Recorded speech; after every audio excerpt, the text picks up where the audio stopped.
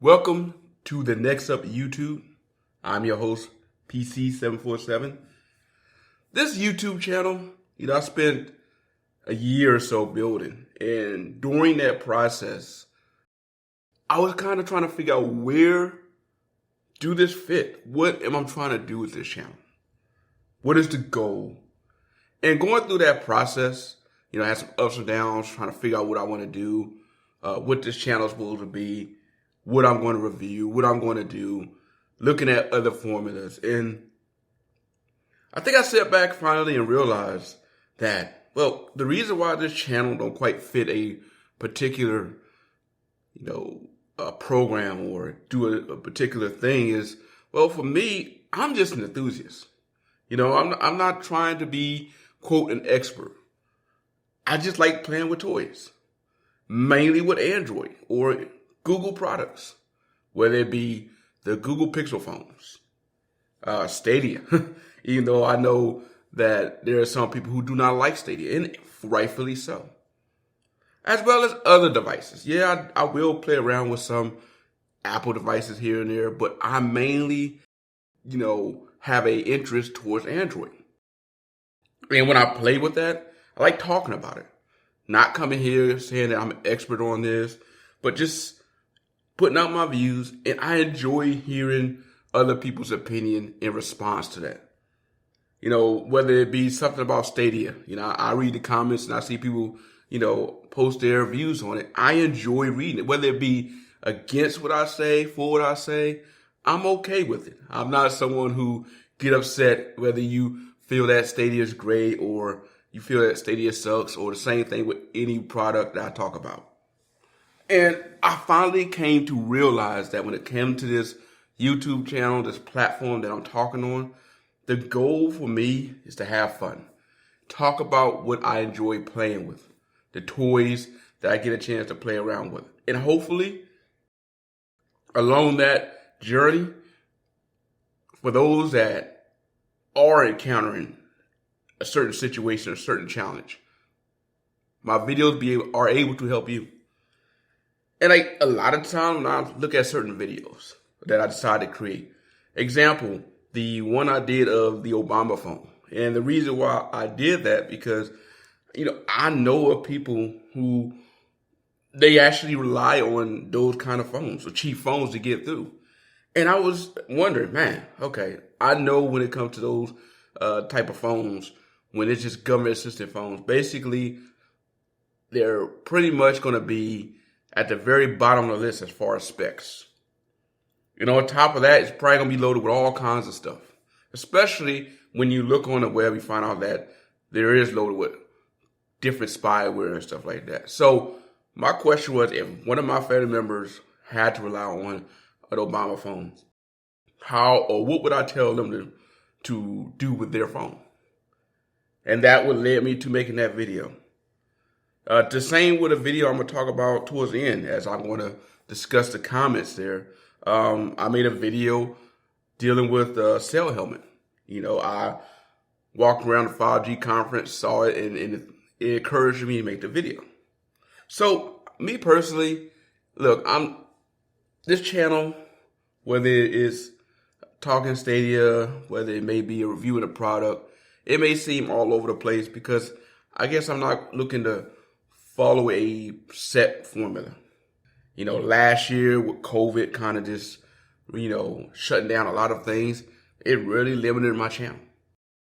And to be honest with you, considering what's going on, especially with me going back and forth, traveling because of the COVID with my company and all the things that was going on, even though I wanted to try to make videos, the reality was for a lot of people, we were just trying to get by, get through this period.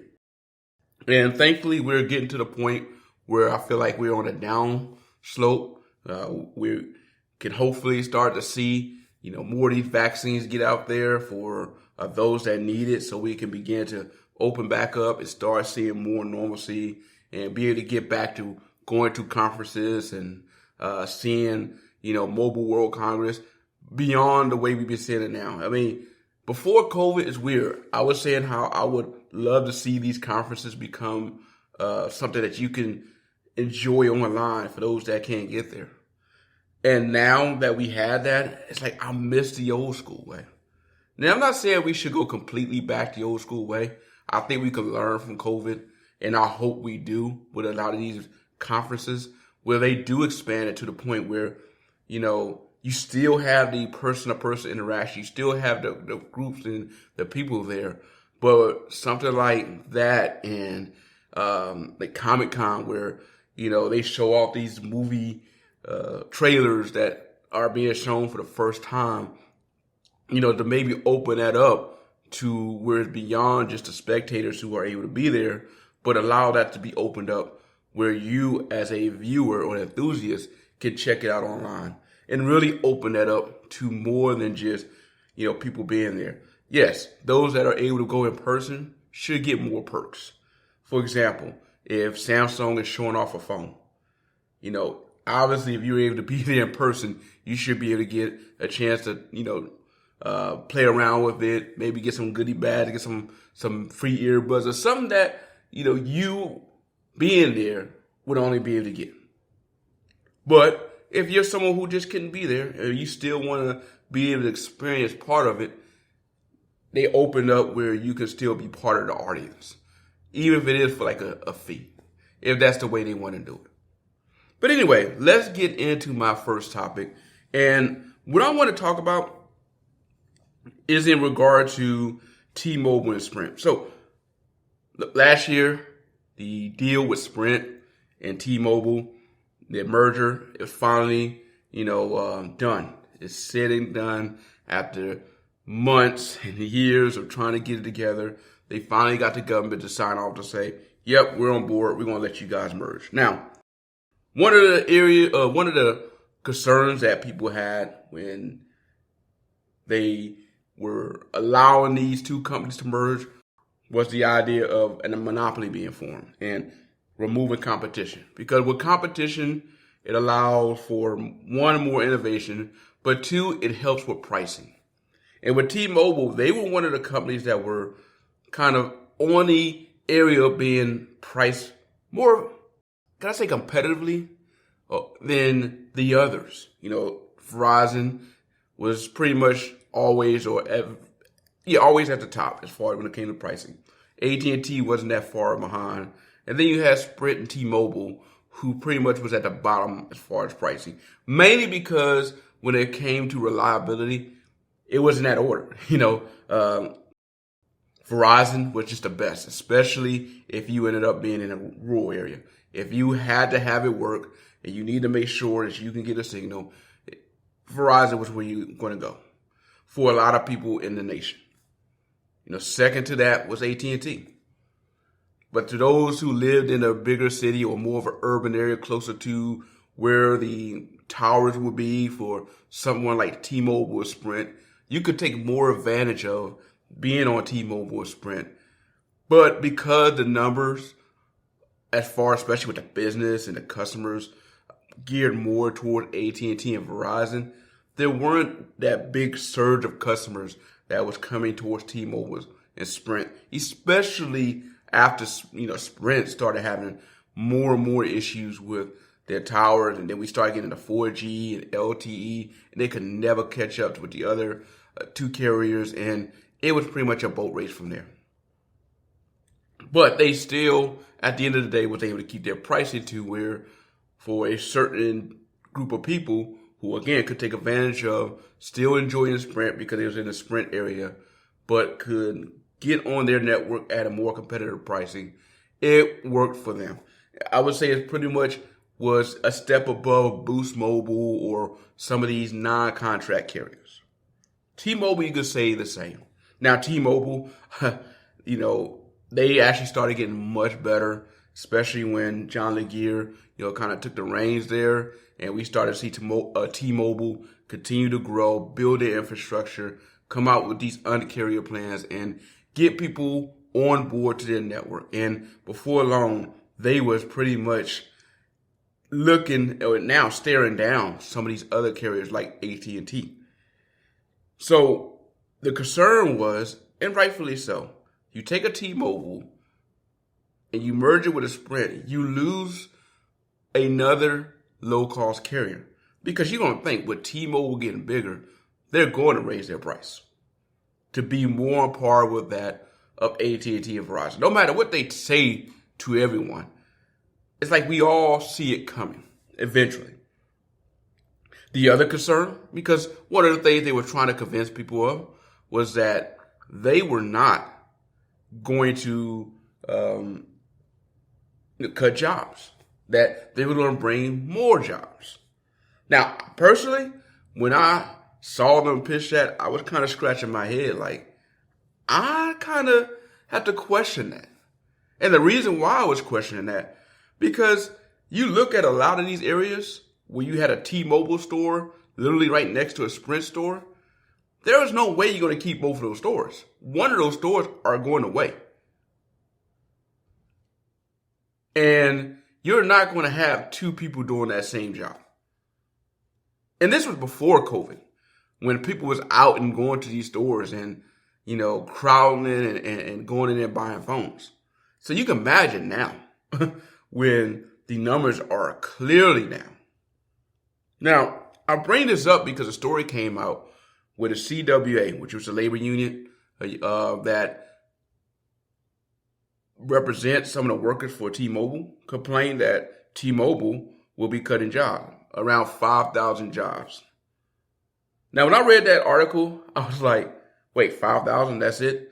I think there's not going to be more than that, because when T-Mobile put out that they were going to bring in more jobs, that there wouldn't be any job losses, I had in my mind that there would be more than 5,000 jobs lost. Because again, when you look at all these T-Mobile and Sprint stores, and if one of those stores got to go, that means you have a store of employees that's going bye-bye. At the end of the day, that was how it's going to be.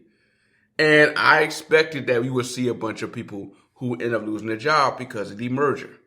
Because no matter what, it's not one of those situations where these companies are selling two different type of products. They're selling the same products, the same phones, the same devices. So you don't need two people to do the same job. Someone was going to go.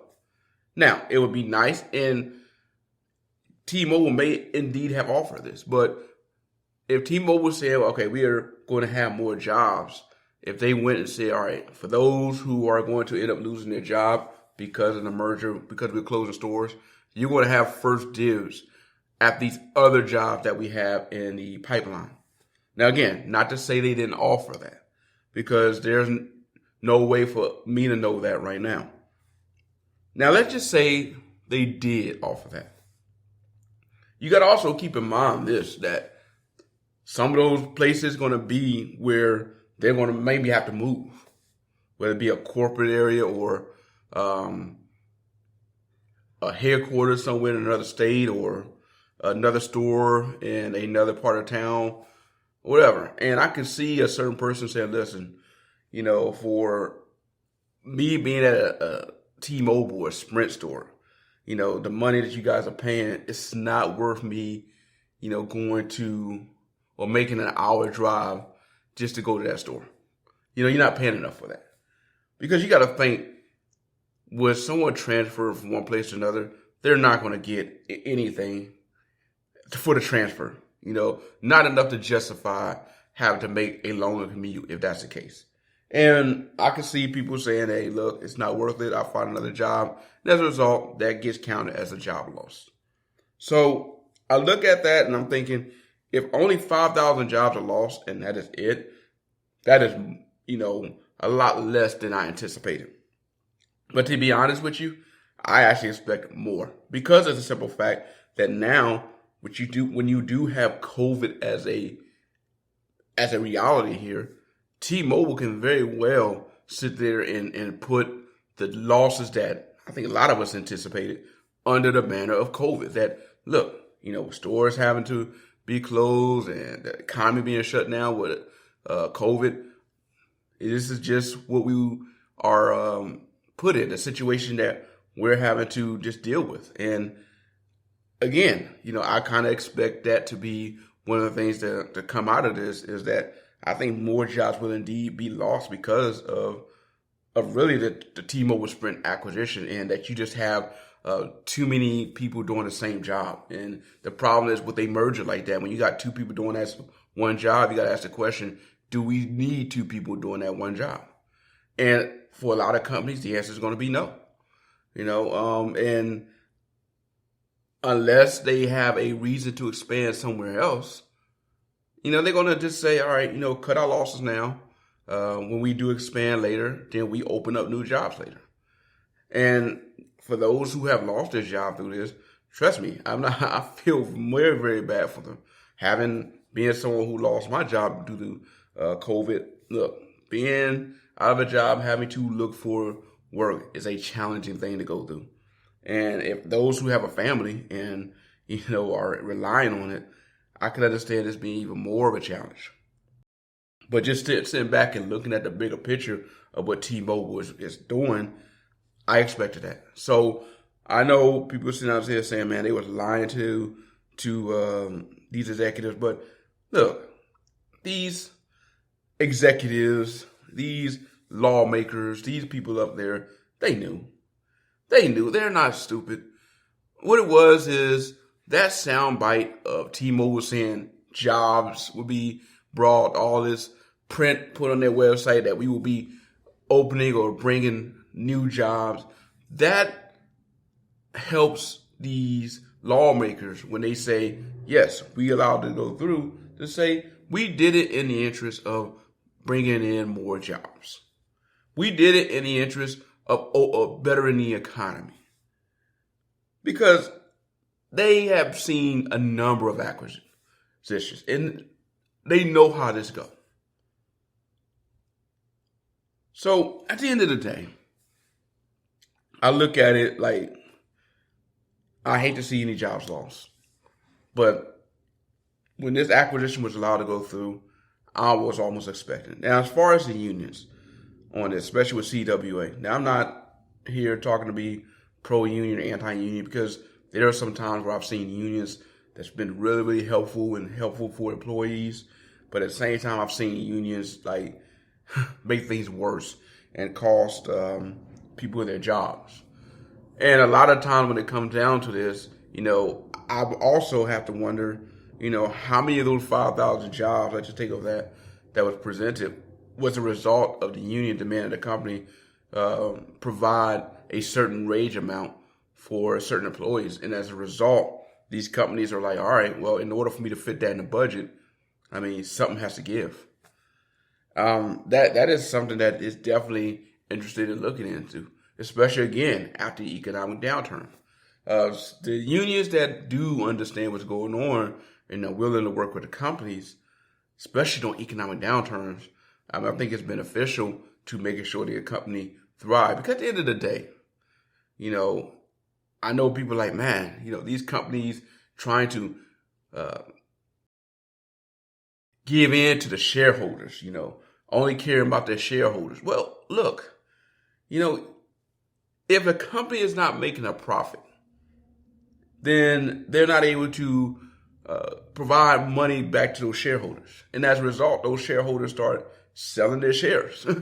And you don't want that. You want it to be the opposite. You want your company to make a profit. You want these shareholders to see a return on their investment. Because if that's the case, then they're going to put more money in. And more people are going to maybe want to invest in that company. And if more people and more money is coming back into your company, that's more money that your company have to invest in other things. Eventually, some of it may go to people. Some of it may go to starting new ventures that allow them to hire more people and bring in more jobs. Now, I do realize that you do have some situations in some companies where certain people just like executives just take in large multi-million dollar bonuses and demand that the workers take a pay cut. And in that case, I get saying, hey, listen, you guys are making a big profit, year after year after year. Be willing to share some of that or invest some of that in your employees. Now, as employees, we have to also realize when it comes to these companies, it's not just so much looking at the wages. You also have to look at the fact if they're providing you good medical benefits, they're investing some money to make that happen. Especially if you step back and look at how much it would cost for you yourself to have to pay for your own medical benefits, and you see that your employer is footing that bill, you got to add that into your wages. And if you have 401k on top of that and any other perks that are there, when you look at the entire package and you put it all together, for a lot of people, you may realize that, man, I'm making more than just that wage amount that is being shown on paper. Now, this is not talking about minimum wage employees. This is talking about, for a lot of employees that are, let's say, middle class workers. So I am curious to look at this from different angles.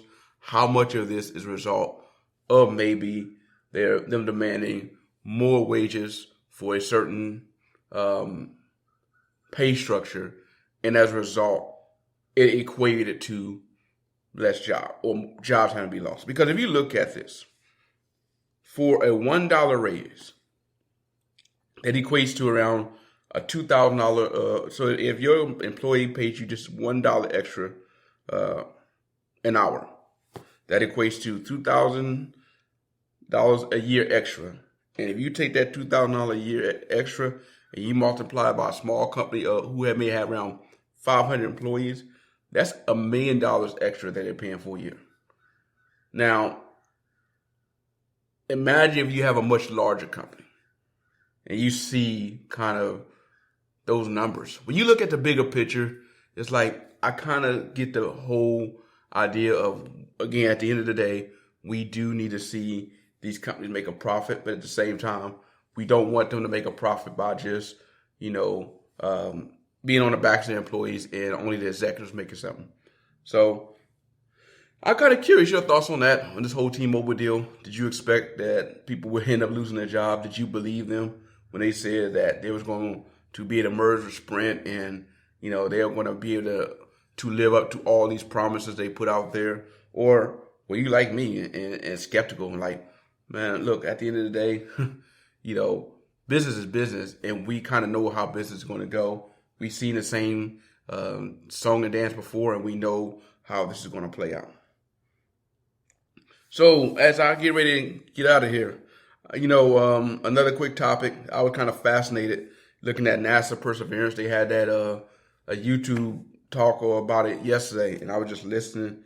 And man, that rover, for those who don't know, Perseverance is a rover that is meant to collect data on Mars that NASA sent out there. Now, I am impressed at the fact that for this rover being on Mars and us being on Earth, the fact it only takes 30 minutes for it to be able to read and input. Now, I know for a lot of you gamers out there, 30 minutes, that's a big deal of lag, but you look how far Mars is from Earth. We're talking about around an 8 to 9 month trip, from Earth to Mars. And with that far of distance, and you're looking in a vacuum of space, to be able to only have a 30 to 33 minute lag, that's impressive. Now, to me, the most impressive question that came out, and a big shout out, 9-year-old, she asked about Perseverance being able to handle the extreme cold temperatures on Mars. Now, on Mars, it can get as cold as negative 200 degrees Fahrenheit at the poles. Now, you compare that to Earth, where the coldest temperature ever was recorded on Earth was negative 129 degrees Fahrenheit. In Antarctica, we're talking about that right there. For that rover to be able to handle those extreme cold weathers, that's a good question. How will it be able to handle that? And NASA equipped it with heaters to be able to protect its internals as far as the important equipment, as well as the material that was made is designed to be able to handle that extreme weather. So it's just amazing to see that where we're going with this. I enjoy seeing the pictures and the video that was captured on Mars, and just amazed at the quality of the video that came back. Again, when you look at how far Mars is from Earth, 9 months of traveling through a vacuum of space, and to be able to get that kind of video quality, and to be able to get that and be able to see that on YouTube, I'm just impressed. And, I'm kind of curious, for those of you guys out there, have you guys been checking out that NASA Perseverance? If not, maybe if you get a chance, check it out on YouTube. You can, see some of the video that was captured on Mars, and it's just amazing to see that. But I want to respond to a few comments. I was said I was going to do that at the beginning of this video. And the one I'm going to respond to is in regard to the cellhelmet liquid glass screen protector. Now, just kind of give you guys a little background on this. I don't know if I done a good enough job of talking about it when I made the video, but basically when I was at the 5G conference, I saw this booth, and it was cellhelmet. They had a display where they showed a big metal ball dropping and landing on a phone, and this liquid glass protector was going to be to protect your phone for shattering. And I was like, to me, that sounds too good to be true. So I wanted to check it out. And I was willing to buy it and put it on my phone and try it out myself. Because, again, a lot of times people put that kind of advertisement out there. I wanted to see if it worked. Main reason because for me, I'm someone who actually, worked outside, and I've actually experienced where I've dropped my stream light. Now, don't ask how I did it, on my phone. And thankfully, I actually did have a glass screen protector on it, and it took the brunt of it. Now, that glass screen protector was shattered. In fact, when I looked at it, I thought my screen was shattered with it. But as soon as I pulled the glass screen protector on it, off of it, my screen was perfect, fine, no issues. And I'm like, man, this is amazing. So I personally wanted to just see if this could indeed do what a glass screen protector could do, if it could provide some of the same protection. I've seen people at work, drop a phone from the top of a tail dock. Now, for those who wonder what a tail dock is, I'm going to show you the display here, and you will see what it is. From the top of the tail dock, and, once there's no reason to look at it, your phone is done. At best, your screen is just shattered. But for the most part, most people end up seeing that thing done with.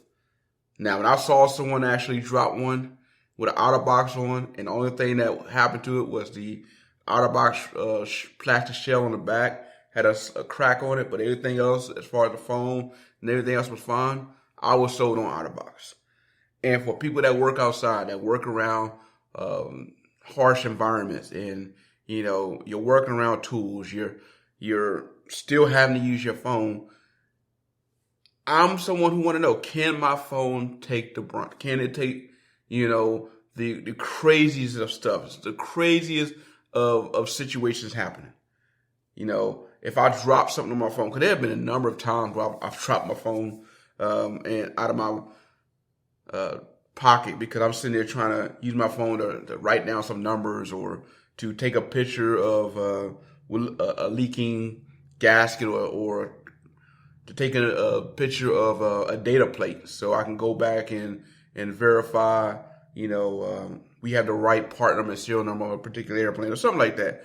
And look, being out there in that environment, I want to make sure my phone can handle it.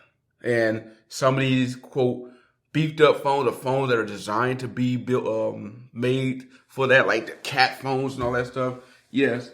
I think it's Caterpillar, or one of them that made a phone that's supposed to be, meant to take the brunt, to take that type of abuse. They may be made of good material, but they're not phones you're going to want to use, especially when you compare it to some of the higher end smartphones out there. So you still want to be able to use these higher end smartphones, but find a way to protect it, or add layers of protection. Now, out of box, I get it. Out of box is really, really good for what it does, but I do not like their screen protectors. I prefer using glass as far as screen protector. I like to feel of glass versus plastic. That's why for me, I will gravitate more towards a glass screen protector. Point being, when I saw that this liquid screen protector, I knew, all right, there was some epoxy on it. So maybe they had the epoxy set to take the brunt of the damage. And that is why I was able to handle the abuse. And basically, that's what I was looking to test. Now, looking at some of your comments, and you guys brought up a good point, that me using a screwdriver and a hammer may have not provided a fair enough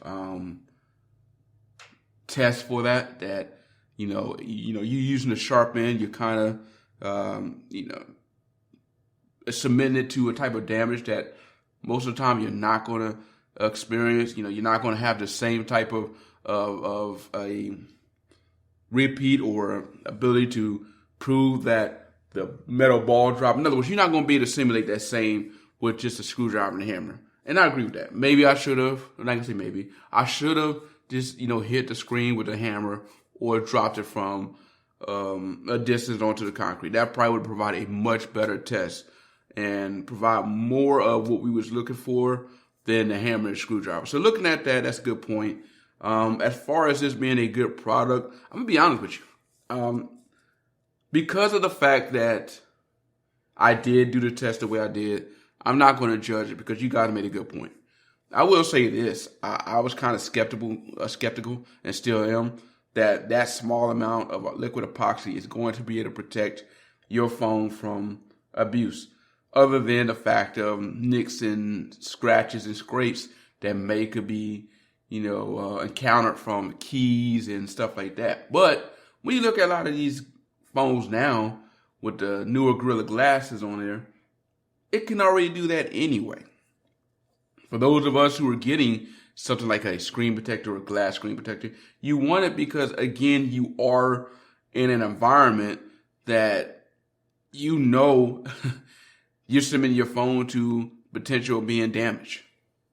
Those who work outside, who are mechanics or who work around cars, who the blue collar workers, you're a plumber, you're an electrician, you work with your hands, you're a roofer, you're someone who's always on the go, you're in extreme environments, extreme temperatures, and you want to make sure that when you use your phone, when something happens, because you say if, but when something happens, you have the ability to make sure that when won't result in you having to buy a new phone. And for the people like that, this is why I like to, submit my phone to those type of tests. Because after having experienced it myself and having dropped something on my phone and seeing that only the glass was broken on the glass screen protector and the phone was fine, that encouraged me to buy that product again. In fact, I'm one of those people who will have a case in a glass screen protector on my phone at all times. For those who say you don't need it, I think that depends on the environment you work in. If you're someone who work in an office environment, the only time you would submit your phone to any damage is between the time you go from the building to your car, and that's it. Then you may feel less likely to want to feel the need, if I said that right, or you may feel less likely to need a case or a glass screen protector or any type of screen protection. But for those who are the opposite, those who are outside, those who want to go, those who, are working with their hands and are around tools and all kinds of things, you're going to want to make sure you have a case and some type of protection on your phone. Because with these phones being $1,000 now plus, yeah, you definitely want to protect it. But yeah, thank you guys for your comments on that video, and keep on submitting your comments. There were some good points that you guys made, and I'm going back looking at a lot of the comments in my videos. I tried to respond to a lot of you guys' comments with something or a like. And if I apologize if I am delayed at seeing your comments, again, a lot of times I miss it because I'm at work. I'm doing like you guys do. You know, your day to day 9 to 5, and you know, a lot of times I don't see when it pop up, and then you know, while I'm doing something else, I notice a notification, and I'm like, all right, I'll get to when I get a chance. And you know, sometimes that chance don't come for another hour or maybe in a few days. So again, I apologize if I've been slow to respond to your comments, but I do try to get back to your comments and say something, even to those who, again, have a disagreement or have negative comments to say. You know, as long as you're not in there spamming, you know, or trying to, you know, say anything derogatory, I'm cool. You know, post your comments and I'll try to reply. And definitely, even again, if you disagree, I enjoy the back and forth of seeing your point of view, and hopefully in bringing that out, if someone is looking at my video, I will point out in the description, hey, you know what, this person in the comments section, blah, blah, blah, made a good point. You know, check it out. You know, because at the end of the day, I want to make sure the person watching my video is able to get good information, even if it is from an enthusiast. Because a lot of times when I do make my videos, it's as an enthusiast, and it's with the information I've gathered at that time, and I make the video. And sometimes after I make the video, you know, new information will come out, or information that I just totally missed. And at that point, if one of you guys catch it and I didn't, feel free, post it, and I have no problem giving credit to someone who, again, just trying to provide better information for the masses. So anyway, thank you guys for joining me in today's neXup YouTube. Hopefully you guys are having a great week as we continue to get back to normal. You know, get back to eventually going back to conferences and enjoying tech, and not just tech, but all of our, you know, interests, being able to get back to normal, going to sporting events, going into being around a crowd, concerts.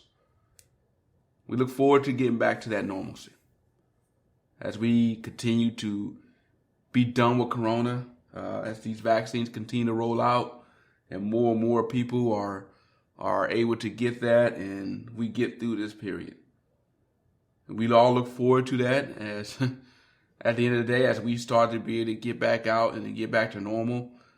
Hopefully that means more companies are able to hire more people and bring back more workers, and more people are able to have money in their pockets. And as a result of money being in their pockets, they're able to buy more toys. And you know what? We're all able to come on here and talk about the toys we bought. And I look forward to, again, reading your views and comments on the toys that you guys have. Thank you for joining me. I'm out.